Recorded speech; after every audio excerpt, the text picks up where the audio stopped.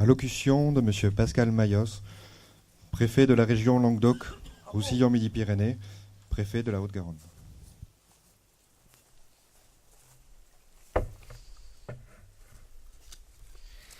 Mesdames et messieurs les parlementaires, monsieur le président du conseil départemental, madame, monsieur le représentant, la présidente du conseil régional, mesdames et messieurs les élus, monsieur le maire de Toulouse, cher Alain Verdier, mesdames et messieurs,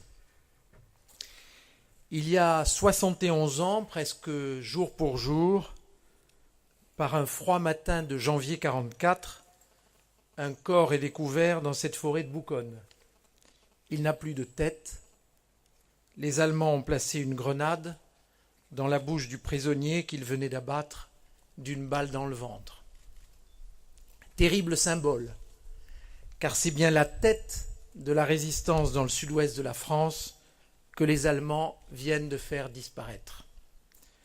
Ce cadavre méconnaissable, c'est celui de l'industriel François Verdier, dit Forain, chef des mouvements unis de la résistance à Toulouse, héros et martyr de la libération de la France.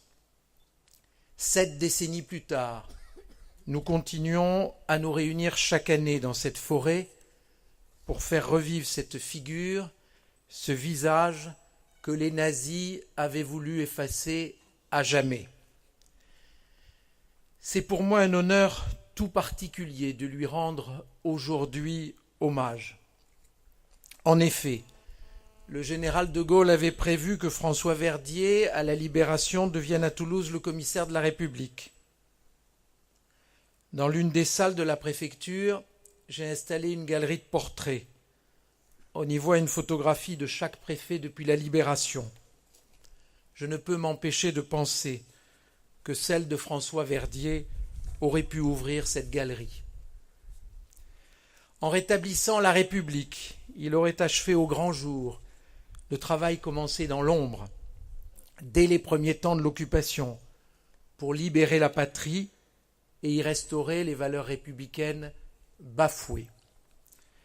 Je ne doute pas qu'il aurait déployé dans la paix les mêmes éminentes qualités qu'il mit au service du combat contre l'occupant nazi.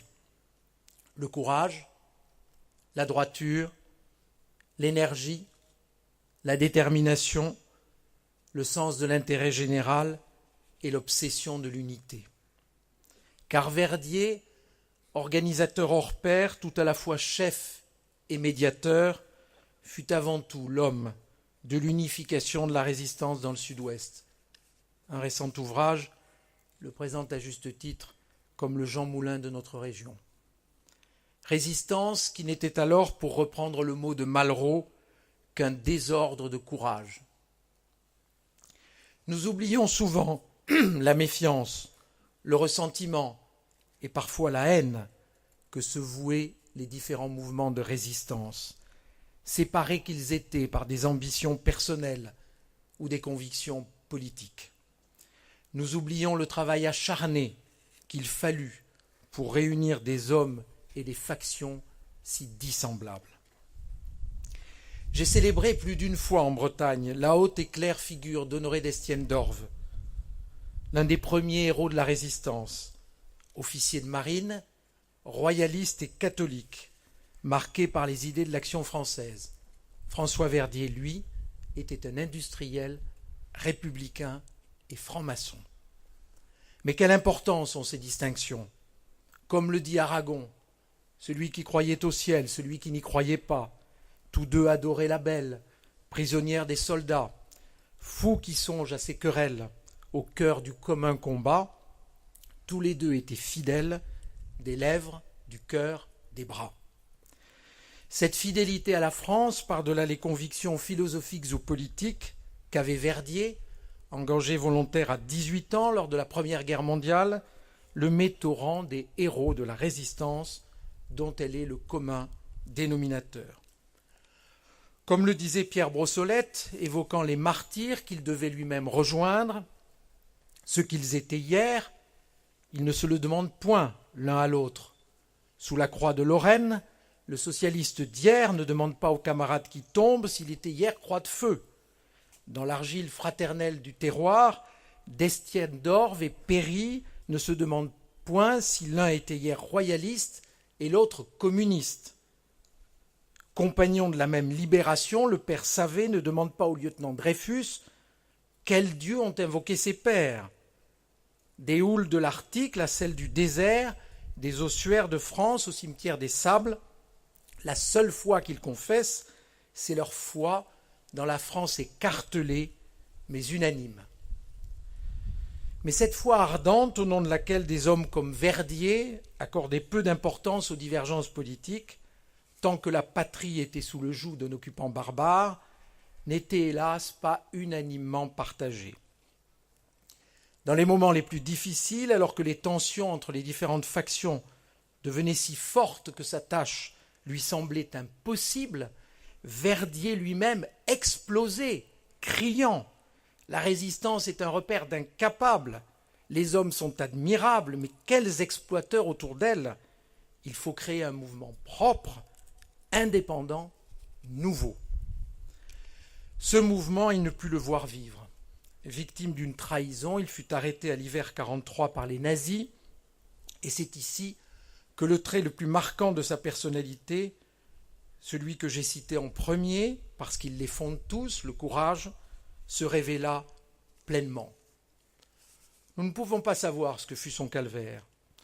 Comme l'a dit un résistant hollandais torturé, celui qui voudrait faire comprendre à autrui ce que fut sa souffrance physique en serait réduit à la lui infliger et à se changer lui-même en tortionnaire. Tout juste pouvons-nous essayer d'imaginer. Comme l'a rappelé Pierre Vidal-Naquet, personne n'a le droit de jeter la pierre à ceux qui ont parlé. Mais Verdier ne parla pas. Eût-il parlé que c'était toute la direction résistance civile qui risquait de tomber aux mains de l'ennemi. Mais Forain ne parla pas. Comme Jean Moulin, dont il est le digne compagnon, Verdier a tenu bon. Il a subi son martyre jusqu'au sacrifice final, sans trahir un seul des secrets qui eussent irrémédiablement condamné la résistance toulousaine. Quelle force peut pousser un homme à endurer stoïquement la souffrance et la mort? Pourquoi et comment un homme devient-il un héros?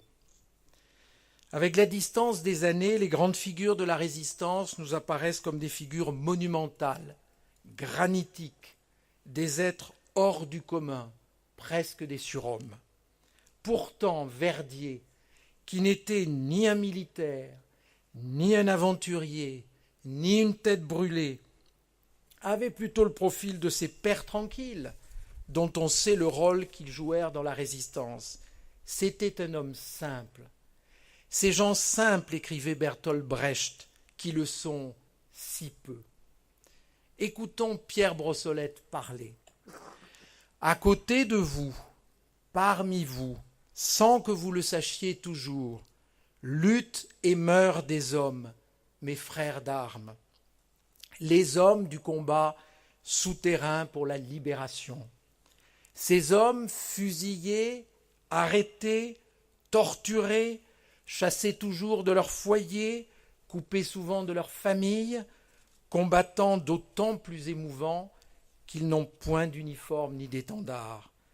Régiments sans drapeau, dont les sacrifices et les batailles ne s'inscriront point en lettres d'or dans le frémissement de la soie, mais seulement dans la mémoire fraternelle et déchirée de ceux qui survivront. Saluez-les. La gloire est comme ces navires où l'on ne meurt pas seulement à ciel ouvert, mais aussi dans l'obscurité pathétique des cales. C'est ainsi que luttent et que meurent les hommes du combat souterrain de la France. Saluez-les, Français, ce sont les soutiers de la gloire. Pour comprendre la force qui a pu élever cet homme à une telle grandeur, il nous faut revenir au fil conducteur de tous les engagements de François Verdier. Pour la cité, pour la cause des femmes, dont il fut un précurseur, pour la République espagnole, pour la libération enfin. Un goût passionné des autres qui le rendait prodigue de tout et d'abord de lui-même. Pour citer à nouveau André Malraux, le sentiment profond, organique, millénaire, sans lequel la résistance n'eût jamais existé et qui nous réunit aujourd'hui, c'est peut-être simplement l'accent invisible de la fraternité. Le plus bel hommage que nous puissions rendre à François Verdier et à ses compagnons héroïques, célèbres ou anonymes, c'est de faire vivre ici et maintenant cette fraternité. Comme l'affirmait Honoré d'Estienne d'Orve dans sa dernière lettre à ses enfants, « N'ayez à cause de moi de haine pour personne.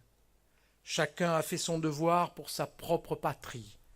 Apprenez au contraire à connaître et à comprendre mieux le caractère des peuples voisins de la France. Sachons porter cet élan aujourd'hui. Sachons nous montrer unis malgré les crises, malgré la tentation du repli sur soi. Sachons nous montrer grands face à l'adversité. Sachons ensemble sauvegarder et transmettre l'héritage et les valeurs des générations qui nous ont précédés pour construire ensemble un avenir digne de notre vieille nation. Que François Verdier, qui mourut pour que vive la France, soit fier du pays pour lequel il a tout donné. Vive la République, vive la France.